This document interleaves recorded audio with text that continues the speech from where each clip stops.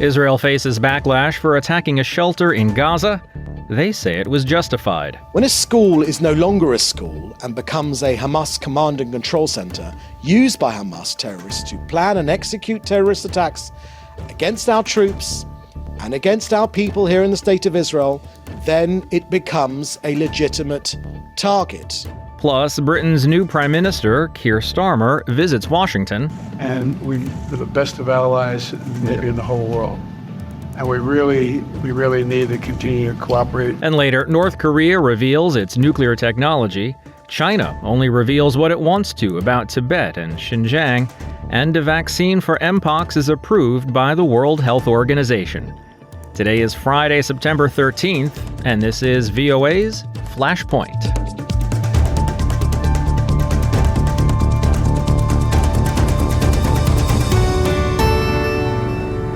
Good evening, I'm Steve Karish in Washington. We begin today in the Middle East. Israel is defending its strike on a UN school-turned-shelter in central Gaza and says that the 6 UN aid workers among the 18 killed were members of Hamas. U.S. Secretary of State Antony Blinken said he'll raise the issue of protecting humanitarian sites with Israel, and at the same time he criticizes Hamas for hiding in civilian sites. White House Bureau Chief Patsy Widakuswara has this report. The Al-Jawni school in central Gaza has been hit several times since Israel's military campaign in response to Hamas' October 7th terror attack. The latest strike on Wednesday killed 18 people. This Palestinian, who did not give his name, searched through the rubble. It's a bag full of human remains from the strike on the school. We've been going through hell for 340 days now. The UN says that 6 of those killed work for UNRWA, the UN Agency for Palestinian Refugees, including the shelter's manager. Some 12,000 people are sheltering at the school. Israel defended the strike and said that the aid workers were in fact members of Hamas. Israeli government spokesman David Mencer. When a school is no longer a school and becomes a Hamas command and control center used by Hamas terrorists to plan and execute terrorist attacks against our troops and against our people here in the state of Israel, then it becomes a legitimate target. The UN neither confirms nor denies Israel's accusation that the killed UNRWA staff were Hamas.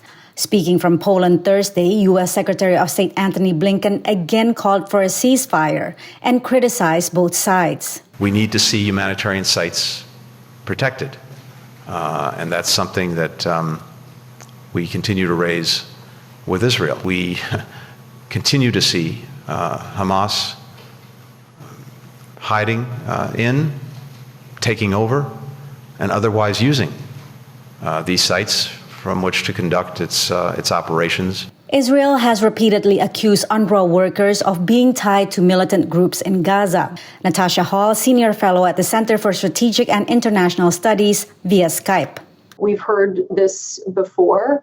But we have not seen evidence. It remains to be seen if U.S. officials have seen that evidence as well. But what we do know is that there were thousands of people that were sheltering at this school. We know that it's the 6th school to be targeted since October 1st by the Israeli military. And we also know that there are rules of warfare.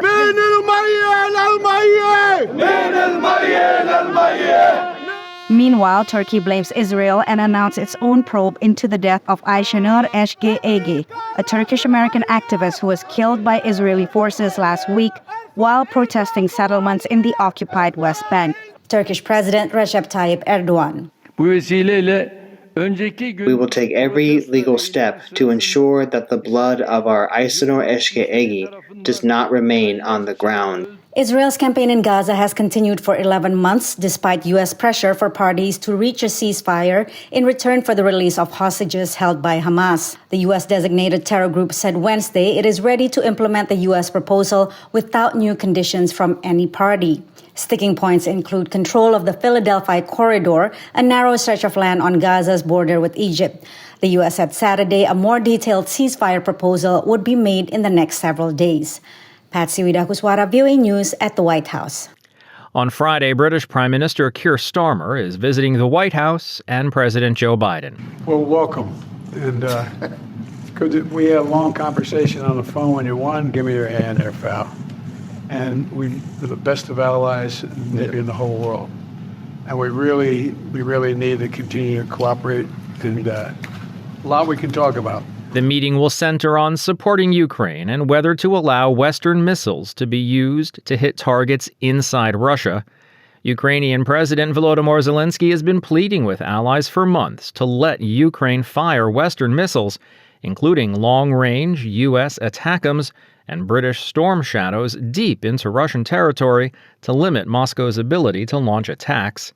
The New York Times, citing European officials, reported that the United States is set to approve the use by Ukraine of long-range missiles against targets inside Russia on the condition that the weapons were not those provided by the United States.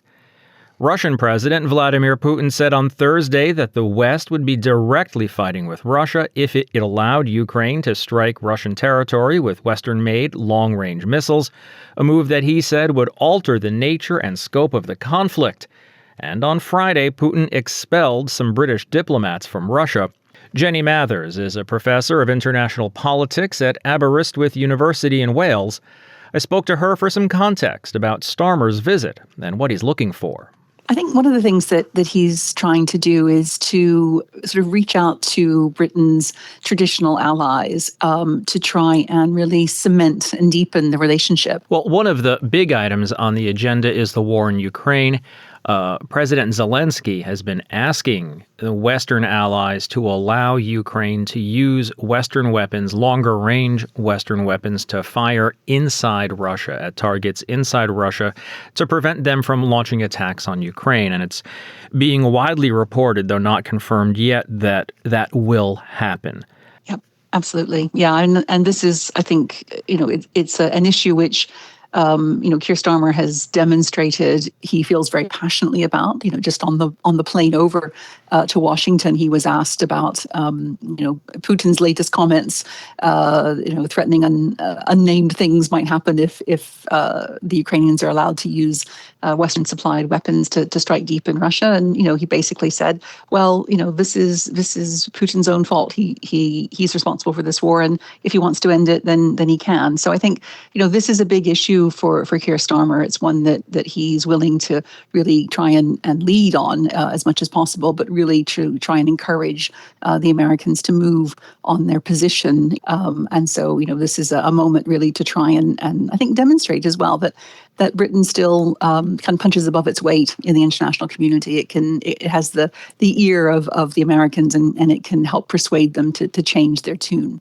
Earlier, you brought up what Starmer had said on the plane about Russia's reaction to Britain and the U.S. allowing Ukraine to use weapons to target inside Russia.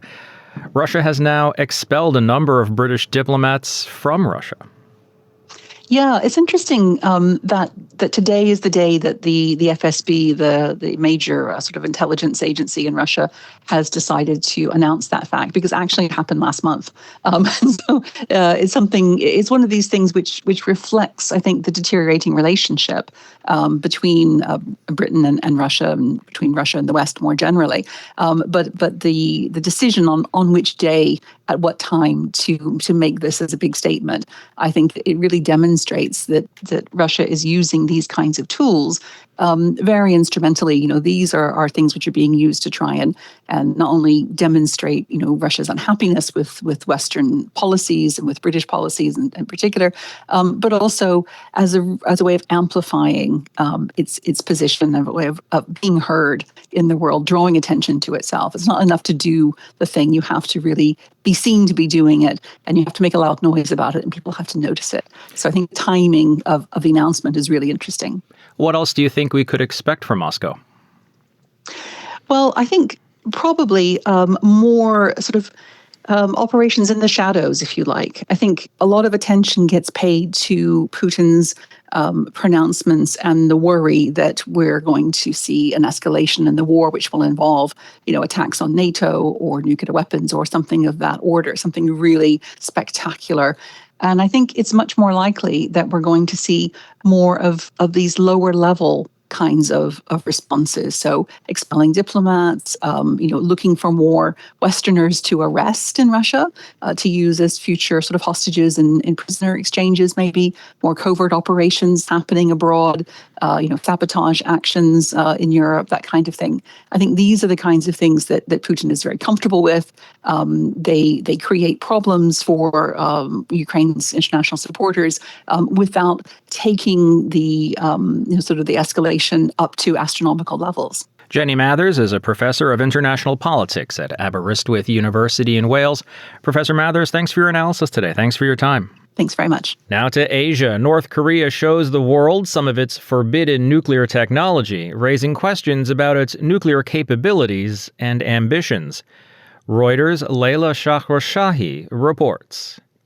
North Korea displayed images of the centrifuges that produce fuel for its nuclear bombs for the first time on Friday. In a state TV report, leader Kim Jong-un visited the uranium enrichment facility and called for a greater production of weapons-grade material to enhance the nation's nuclear arsenal. It's a rare look at a critical piece of the country's nuclear program, which is banned under multiple United Nations Security Council resolutions. The state media report did not make clear when the visit occurred, nor the facility's location. The report said Kim urged workers to produce more materials for tactical nuclear weapons, and saying the nuclear arsenal was important for self-defense against threats from the US and its allies. It also quoted Kim saying that anti-DPRK nuclear threats from the US imperialist-led vassal forces have crossed a red line. Hours later, South Korea's unification ministry condemned the North's reveal. North Korea's illegal development of nuclear weapons is a clear violation of multiple United Nations Security Council resolutions and poses a serious threat to peace on the Korean Peninsula and the world. Under no circumstances will we or the international community ever accept North Korea's possession of nuclear weapons, and they must clearly recognize this. Kim highlighted the need to grow centrifuge numbers to exponentially increase nuclear weapons production, which may indicate that North Korea's tactical nuclear designs rely primarily on uranium. This is significant as developing highly enriched uranium is generally less complex than plutonium. One study suggests North Korea may have produced enough fissile material for up to 90 nuclear warheads, though about 50 are believed to be assembled. That's Leila Shahrozahi of Reuters reporting for us today.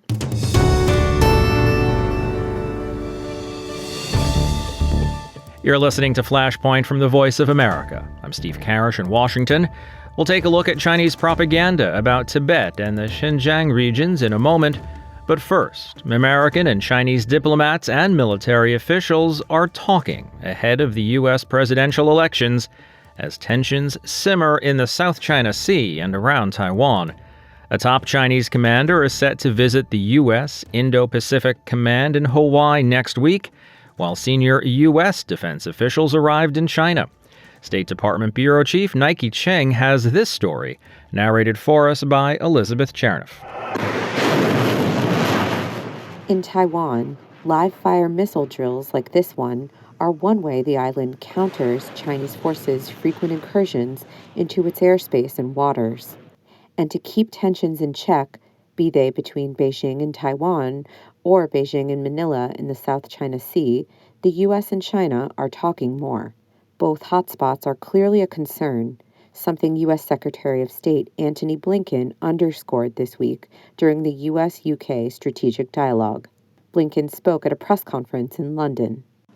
We also discussed joint efforts to ensure peace and stability across the Taiwan Strait and freedom of navigation and overflight in the South China Sea. For both of us, maintaining peace and stability, preserving the status quo, is essential, and it's essential not just to us, it's again essential to countries all around the world. In Washington, Congress is considering more than 24 bills targeting China ahead of the U.S. presidential election in November. One recently passed by the House seeks to deter a potential Chinese invasion or blockade of Taiwan by imposing economic consequences on China's top leadership. Republican Representative Young Kim is chair of the House Foreign Affairs Subcommittee on the Indo-Pacific. Our problem lies with the Chinese government, not the people of China. The Taiwan Conflict Deterrence Act recognizes this. By promoting to publish the corrupt assets of PRC's top leadership, the bill would force CCP officials to face the ire of their own people. In Beijing, Chinese officials have slammed the U.S. House of Representatives for pushing hawkish China-related bills this week, pledging to respond with strong countermeasures if they are passed into law. Despite these tensions, both nations are working to stabilize the situation. Analysts say maintaining open channels of military communication is crucial to avoid misjudgments. Ryan Haas is a senior fellow at the Brookings Institution. He spoke to VOA via Zoom. To have these conversations takes the guesswork out of analysis of why the Chinese are doing what they're doing and what we can expect or anticipate in terms of future behavior. And that shrinks space for miscalculation or misunderstanding about the intentions of each side's actions. In his visit to China late last month, White House National Security Advisor Jake Sullivan confirmed that U.S. President Joe Biden will speak with Chinese leader Xi Jinping in the coming weeks. For Nike Ching in Washington, Elizabeth Cherneff, VOA News. Meanwhile, Chinese authorities have rolled out new propaganda efforts aimed at countering Western narratives about the human rights situation in the northwest Xinjiang Uyghur Autonomous Region and in Tibet. For more, I chat with VOA's William Yang about his recent reporting on the issue. So the Chinese authorities have been stepping up their efforts of inviting a lot of vloggers, both from Taiwan and other foreign countries, to go to Xinjiang and record videos. And most of the videos are showcasing Uyghur people happy dancing and also other aspects of the Uyghur culture being on display in the capital Urumqi. And on the other hand, they also inaugurated a new international communication center in Tibet last week. And experts believe that that is an effort to basically centralize a lot of the propaganda efforts that they have to push out what they call telling the Tibet story well. So a lot of countries, a lot of places have communications offices that try to present their locations in the best light possible, either to attract tourism or investment. Is this any different from any of that? I believe the starting point is more the Chinese government's attempt to try to whitewash and push back against a lot of the evidence that has come out of both Xinjiang and Tibet over the last 7 to 10 years, where human rights organizations and the United Nations actually have documented very serious human rights violations. In Xinjiang, we know that more than 1 million Uyghurs have been detained in what they call the re-education camps since 2017. And a lot of the Uyghur women are also going through forced sterilization. At the same time, we know that hundreds of thousands of Uyghurs have been put into factories by force so that they are producing a lot of these cheap commodities that are reaching Western countries. And on the other hand, in Tibet, there have been systematic reports about the Chinese government enforcing Chinese language educations in Tibetan schools, forcing Tibetan children to not be able to speak their own language and practice their own cultural practices. And on the other hand, there are hundreds of thousands of Tibetans being forced relocated to urban areas to, again, participate in what the Chinese government call poverty alleviation, but in a lot of the times, it's in fact working in factory jobs that are against the will of these Tibetan people. So this is, in my opinion, quite different from what most of the countries are trying to do to purely present the best aspects of their country or a particular place, because the Chinese government understands the existing international narrative about what's happening there. So they're trying to whitewash and push back against that. Once these foreign journalists and bloggers and influencers get to these places, what are they shown? Don't they see what the international observers, what the UN agencies see, or are they being shown something else? So what the Chinese government has been doing for more than 10 years now is to really enforce a very strict access restriction on anyone, especially foreigners, going to both Xinjiang and Tibet. You have to apply for a permit to go to Tibet, and there are a lot of areas that are off limits for normal tourists. Whereas in Xinjiang, is usually a very typical itinerary that the Chinese government basically present to these foreign bloggers. And so you see the Grand Bazaar in the capital Urumqi being shown over and over again, and then a particular mosque will always be featured in their videos. So this is rather a very orchestrated itinerary for these foreign vloggers and journalists that are being allowed to have access to Xinjiang, which nowadays it's almost impossible for a foreign correspondent for a mainstream media outlet. So the Chinese authorities are showing a very specific, orchestrated, pre-planned version of life in Tibet, in Xinjiang. Is it working? Is the Chinese message getting out to Western audiences? And if so, by how much? So experts have told me that because of the sheer amount of the propaganda content that are hitting major social media outlets all around the world, YouTube, X, TikTok, these are all very popular platforms for young people these days. The Chinese government, in fact, they're targeting casual viewers with very little to almost no knowledge about what is happening in China and Xinjiang. So when they see these videos, they will only have these videos as their reference point about that particular place. And because of the large amount of the content that are out there, so it's very difficult for people with specific knowledge and expertise on these places to really create the same amount of the content to push back against that. VOA's William Yang in Taiwan. William, thanks for your reporting today. Thanks for your time. Thank you. And now some good news about Mpox. The World Health Organization said on Friday that it has approved a vaccine manufactured by Bavarian Nordic. It's the first such shot to be approved by the agency for containing the spread of the disease in badly hit African countries.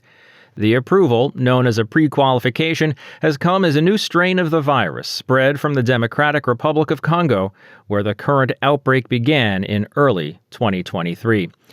Elsewhere in Africa, distraught families have been trying to find their loved ones following devastating and deadly floods in northeastern Nigeria. It's the worst flooding seen there in 2 decades.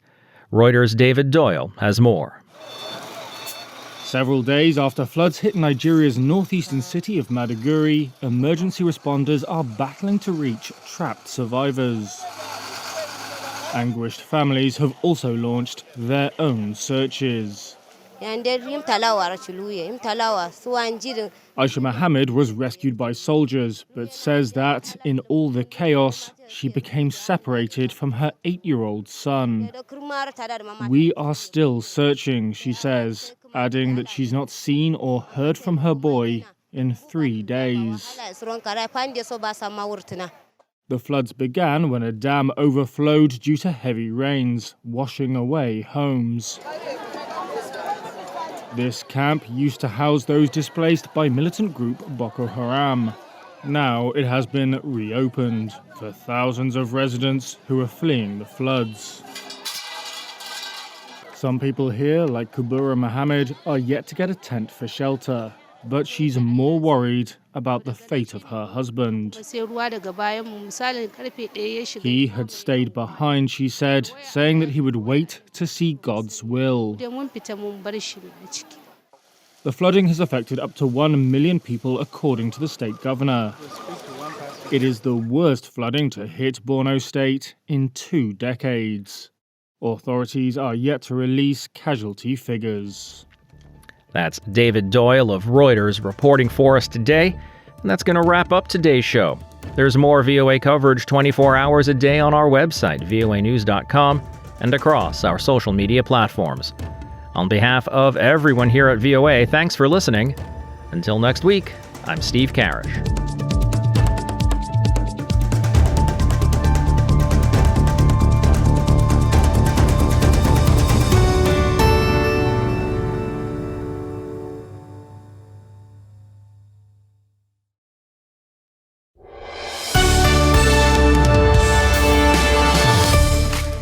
For deeper dives and expert analysis, listen to VOA Podcasts.